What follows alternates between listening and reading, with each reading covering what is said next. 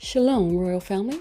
The class you are about to hear is taught by the Honorable Yudhe Beit Nun Sophie Yudhe many years ago. Remember to like, share, and subscribe to our channel.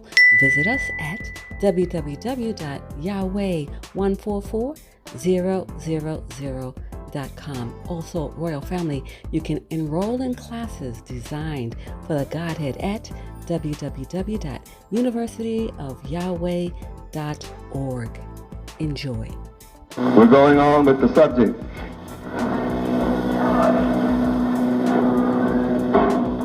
Inheritance. Inherit, from the word inheritance. Inherit, to receive property, a title, etc., by succession or will as an heir. To receive a genetic character by heredity. Inherit, to receive or take over from someone else. Acquire.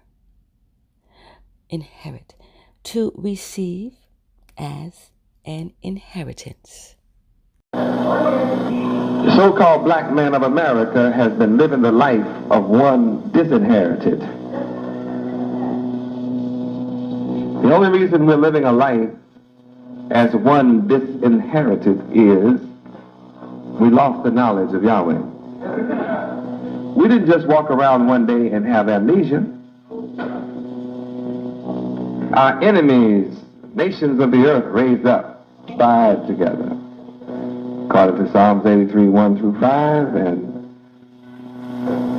cut us off from being a nation, cut off the name Israel, that we would have no more remembrance of our name as being Israel.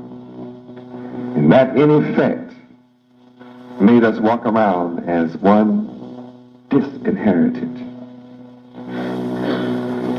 Now, when a man is in the world without an inheritance,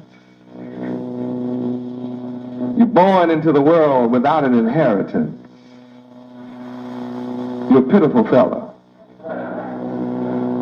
You're in a sad state of affairs.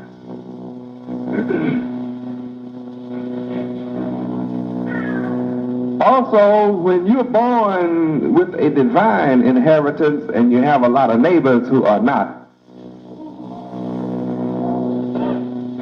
it makes them jealous. And sometimes they will seek to kill off the rightful heir, to keep the rightful heir from inheriting what it is, so they can have it for themselves and their children. The nature of heir property is that it cannot be sold. It is for the use of each coming generation forever. In order for somebody else to come in and use that land without authority, they have to cut the rightful heirs off some kind of way. But Yahweh is so jealous of our inheritance that he knew our enemies would come in and take it from us, but he also cursed the land.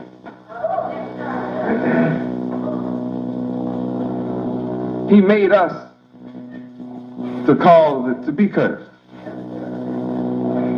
Knowing they would come in, he caused us not to keep the Sabbaths of the land. So Yahweh said he would not let it rain until we return home. In other words, what good is land if it won't grow anything? So our enemies took our property, but it's a curse to them.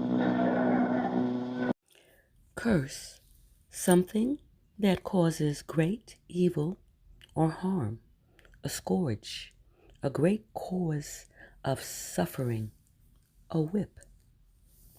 Curse, burden, misery, ordeal, curse, evil, misfortune, calamity, plague, affliction, curse, torment, harm, evil days or times, bitter pill, thorn in the side, curse, annoyance, vexation, trouble, distress, doom, curse.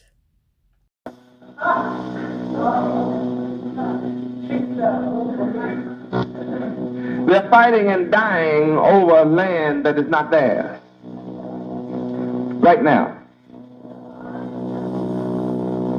The Lebanon, Syrians, all of that group of people are fighting and dying, including the devil of America, over our land because it's cursed until the rightful owners return. Death and destruction shall continue there until the rightful owners return. Because one group says, well, why should you have it? It's not yours. We know historically it's not yours, but we're not going to tell it. Because if we all get to tell it, see, then the rightful owner will wake up and come home and claim it. So none of us are going to tell who it really belongs to, but it's not yours either. Christians, it's not yours either, Muslims. It's not yours either, Jew. So, hey, this is some extra real estate that's holy and divine, and we're going to all split up and use it, and then the others say, no, I want all of it. So they go to fighting and warring over it. All conspiring together to keep the rightful owners blind, deaf, dumb, ignorant, and dead to the knowledge of their inheritance. None of those nations will rise up and say, well, look, let's just settle the problem and let the rightful heirs come on home, and we'll have no more reason to fight. Let's just go on and submit to Yahweh and his heirs, for his heirs are going to rule in his place over us. But see, we don't want that really, because his laws are divine and perfect, and we really don't want to be perfect. We'd rather just fight and kill him.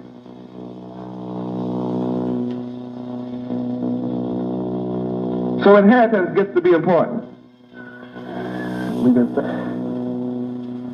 According to our history, we have a natural heir line of the oldest son being the rightful heir. Then we have examples of the heirship being changed by divine election, Yahweh. Saying, yeah, I know that's the way it is according to the natural order, but I know what you don't know, understand what you do not understand. My ways are not your ways, and my thoughts are high above your thoughts, so I'm changing it. I made it, so if I want to change it, it's my authority, and I change it, and that's all to that. Now, I know Ishmael was firstborn, but I want Isaac. I know Esau was firstborn, but I want Jacob. I know Reuben was firstborn, but I think I'll take my line on through Joseph. I know Adoniah was the firstborn, but I think I'll take Solomon. I think I'll change it around. And that's what he did. That's right, you didn't know that? Adoniah was supposed to be, he was older than Solomon, but he didn't get it. Didn't make him very happy either. Of course, it didn't make Ishmael too happy. They're so upset, they still over there sitting on our land now. They haven't offered us a drop of oil well, not one oil well. I read where Esau's not too happy either. Say he has a perpetual hatred. Praise God. Because of heirship, see? Esau sold his birthright, gave it up. Yahweh didn't choose him anyway. So when he sold it, he was right in Yahweh's plan, boy. Yahweh already had it fixed up. He was just waiting on him. And then Esau figured out, wow, I blew it. I blew my inheritance, man. I sold my inheritance for a bowl of soup. But the world is out of order because the rightful heir is not in place. Heir, H-E-I-R, heir, a person who inherits or is legally entitled to inherit the property or title of another. Heir. They conspired to kill the rightful owner, the son of Yahweh. Matthew 21, 38. Read. But when the husbandman saw the son, they said among themselves, this is the heir. Come, let us kill him, and let us seize on his inheritance. They thought when they killed Yahweh's son 1983 years ago, they had done the great hatchet job had been accomplished. He stood in their presence and said, you see this temple being built? It shall be torn down, but in 3 days I shall rebuild it up again. We are that body, that temple, that was torn down and after here in America and totally destroyed. But after 300 years, we're being built back again. They tried to destroy, kill him off, but it didn't work. So in verse 39 says they cast him out and killed him. They did kill him. So they cast us out of our land and did kill us mentally. Cut us off. Fulfill Psalms 83. But the book says in verse 40, payday is coming. You killed my son 1983 years ago. You killed my son. But what do you think I'm going to do about it? Smile? Forgive you for killing my son? You think I'm going to forgive you for killing my heir? No. And I'm going to get vengeance. Because you killed my son. You became greedy and jealous and wanted my property. It wasn't yours. I let you use it. I said you could use it for 6,000 years. I gave you a lease. 6,000-year lease.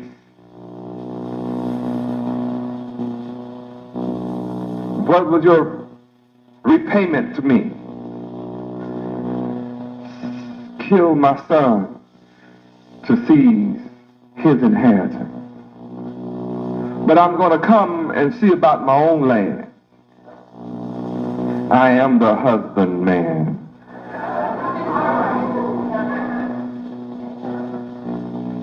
And I'm coming to see about you, my enemies.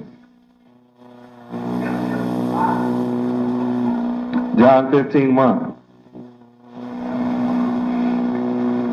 I am the husbandman.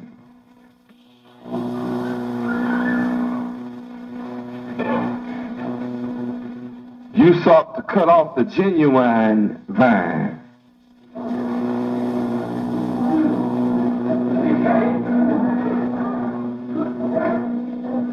Falsehood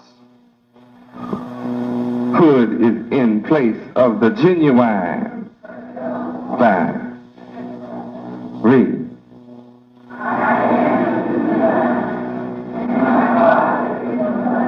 Yes, and I'm coming to see about this murder you committed.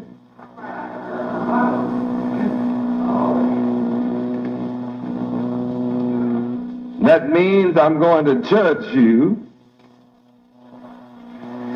and the world is my witness that you're guilty of killing my heirs. You killed them physically and mentally. You took 100 million from their land and murdered 96 million of them during the slave trade. 4 million landed in this country for slaves, and you've hung them and burned them and raped them, and you killed them totally mentally and put them in a mental and spiritual grave. But I'm the husbandman, coming to see about the true vine. You, the so-called black man of America, you are the true vine. And I am the husbandman. You, my people of America, are the genuine vine. You're the genuine heir, shooting out from the root of the Father as the true heir.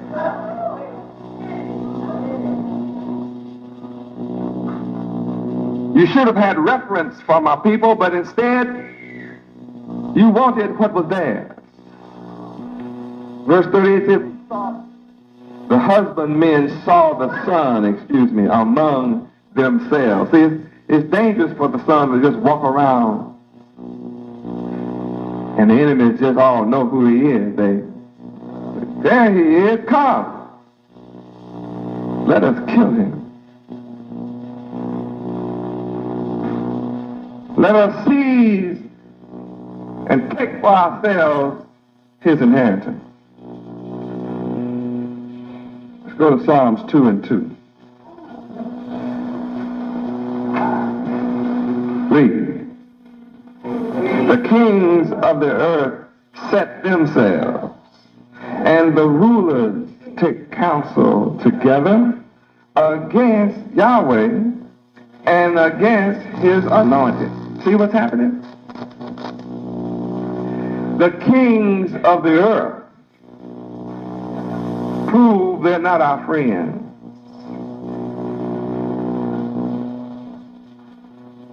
The kings of the earth, the rulers of the earth, the kings and the rulers of the earth have come together, sat down around the conference table together, and had counsel together. What are we going to do about the children of Israel? Especially Judah.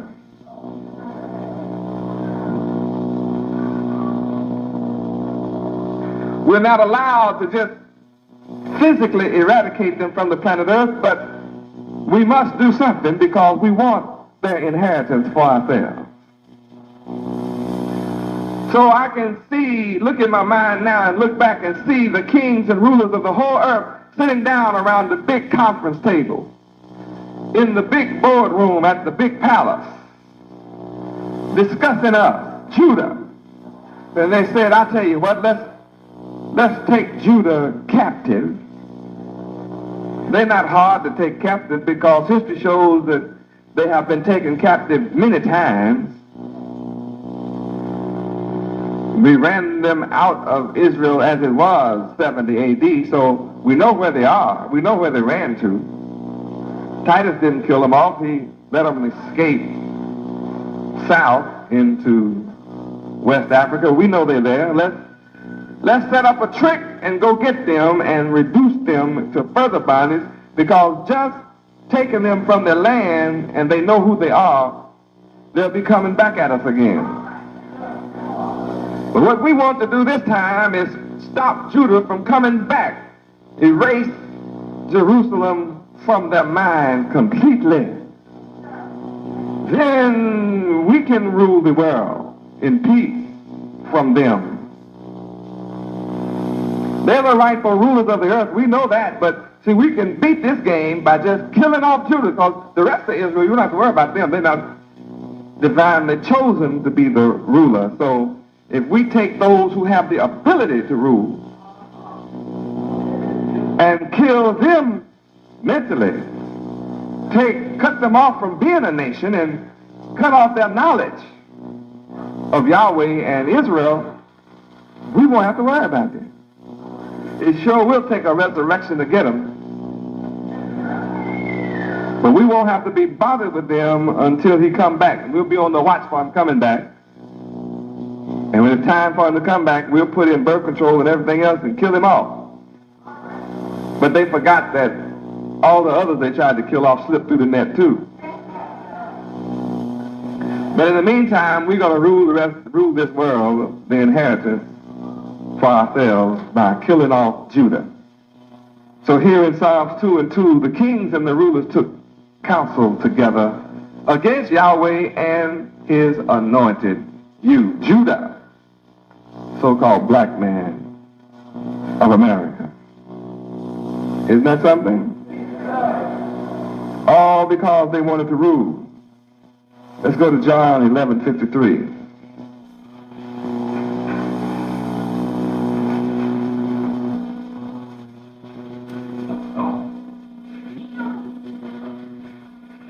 What did they say they want to do with us? John 11:53 tells you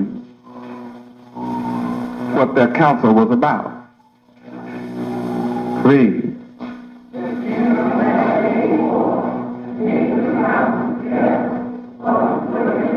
Well, verse 52 gives you a little light on that. Read.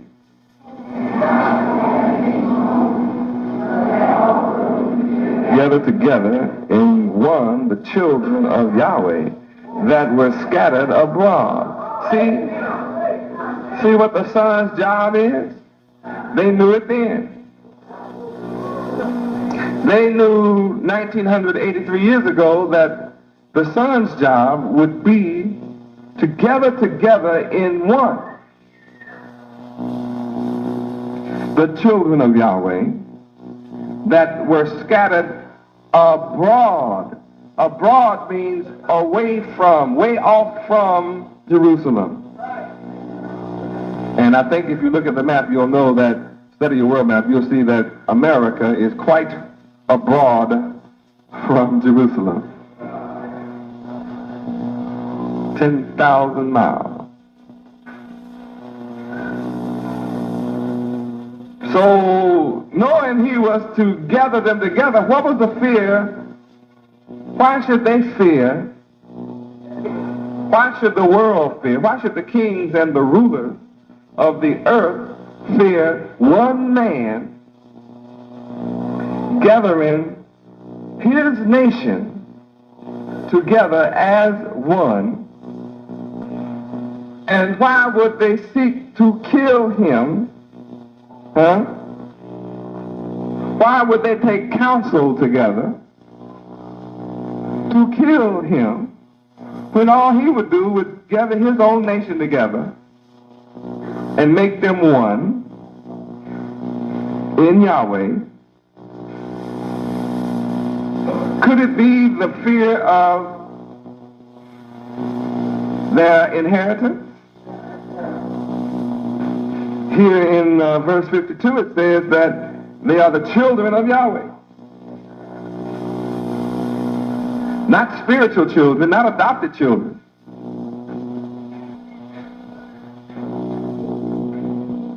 Didn't say one of the children, it says the children. This identifies who has been scattered.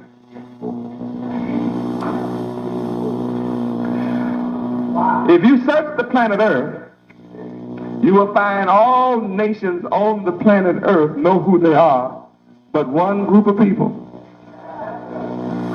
Wherever you go on the planet Earth and find a whole group of people that have been scattered and who are not functioning as a nation.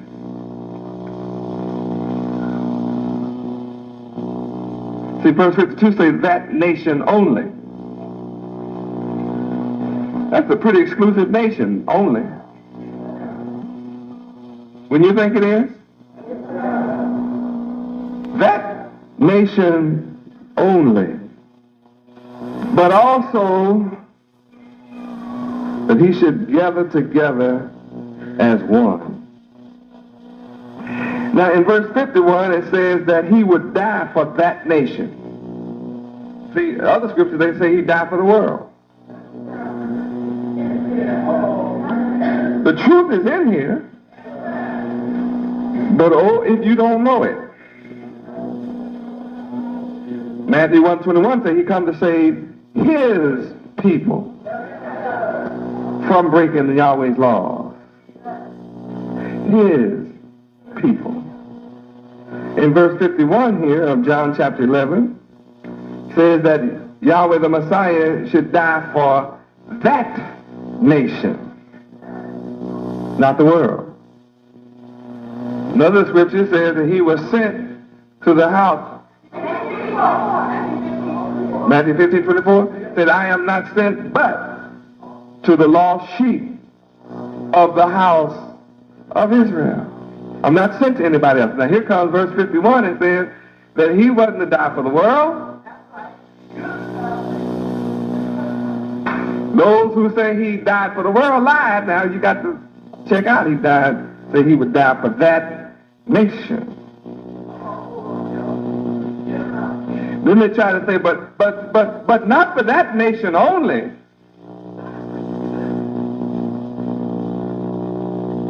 But didn't include nobody else in the next verse, see? I mean, the rest of that verse says, but not only was he to die for that nation, here comes the coming back part. But he should gather that nation together as one. For they are the children of Yahweh. They're not the children of men, they're the children of Yahweh. Talking about the heir, inheritance. But something has happened to the children of Yahweh. In verse 52, what happened? They have been scattered abroad. So somebody has an awesome task called gathering them together. That's a heavy job. Gathering them together. That's not easy to run around where you have sheep scattered abroad. And you have to go search and find those sheep. That's some kind of job. And then when you come to them, they don't even know you. They run from you. When you come together, that nation, who is the children of Yahweh, they've been scattered so long, they don't recognize you at all. Though you are the same, he comes to his own, and his own receive him not. He come to his own nation.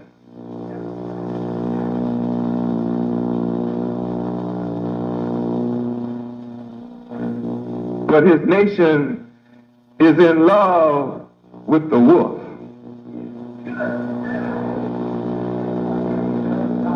The wolf has had him in a pen so long that when the good shepherd come and open up the gate, they run off in a corner the opposite of the gate.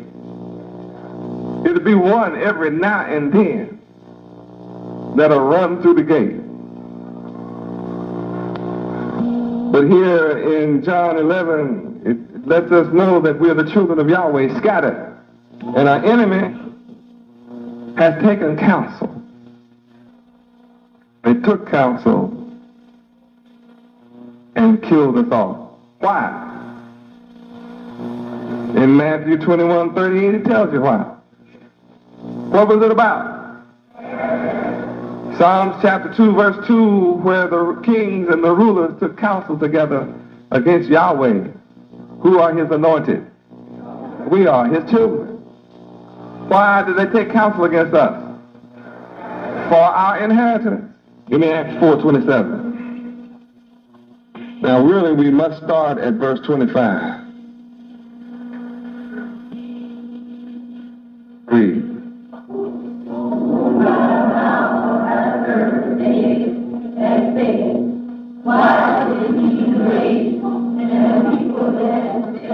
What are they raging about? Our inheritance. See, the heathen are running around raging, about our inheritance.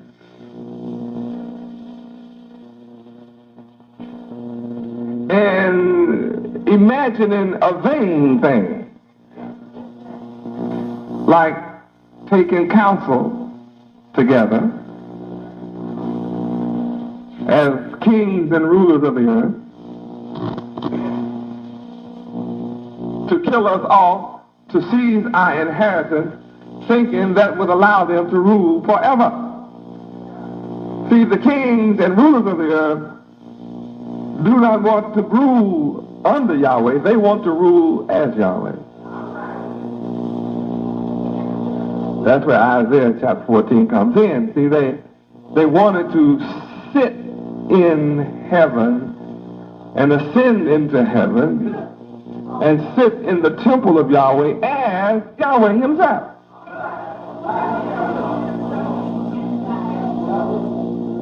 Since they could not get to Yahweh, the true husbandman, they say, let's take his heirs and kill them off and seize their rulership, their inheritance. As long as we allow their capital city, Jerusalem, to remain intact, it's the center of their unity. It's where the symbol of Yahweh sits as a temple for one God. Yahweh sits with his law in the temple, the book of his law. And as long as they worship Yahweh and his law, there's nothing we can do with these people.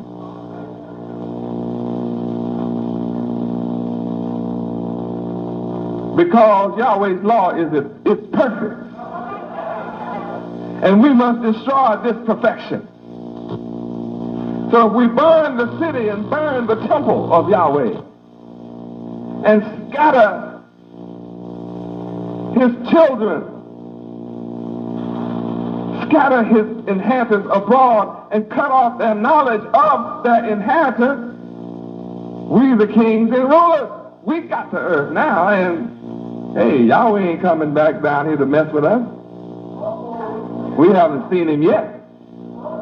All we ever see evidence of is the Son, his heir, in Matthew 11:38. All we ever saw was his representative.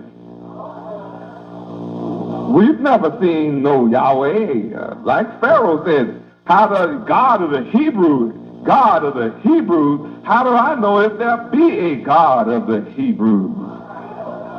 I'm God over you. In fact, Moses, if you come back in my face again, talking about let them go, I'm going to kill you. Moses says, so be it, you have spoken well.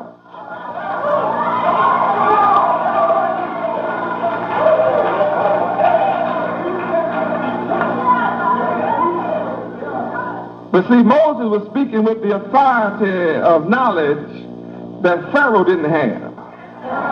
Moses had a special encounter with Yahweh. Moses saw a light that wouldn't go out. He called it a burning bush that was not consumed.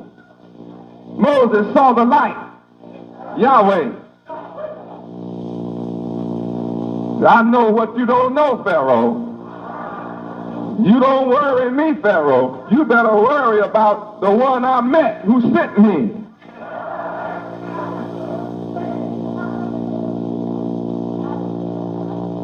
But you see, when Pharaoh turned him, he was forced to turn us loose. He didn't turn us loose because he wanted to. Yahweh forced Pharaoh to turn us loose. And then Pharaoh said, why should I let them have the inheritance? So he took his army and said, I'm going and kill off the inheritance. Man, I made a mistake. I let the inheritance go. See, he forgot he was just forced to let us go. Then he decided, I want to catch the inheritance and kill off the inheritance. Then there'll be nobody to challenge me, Pharaoh, and my right to continue ruling. See, he has 6,000 years of rulership. He doesn't want to give it up. He has ruled wickedly with wickedness. I believe in Isaiah 47 it tells you he even trusts in wickedness as his God. Isaiah 47:10. For thou hast trusted in thy wickedness. Thou hast said, read on, none seeth me.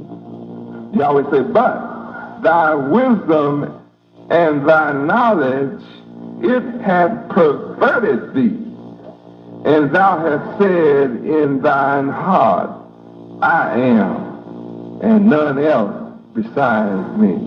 In the meantime, you wicked perverts have taken counsel together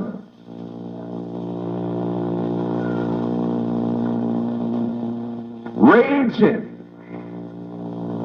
imagining vain things.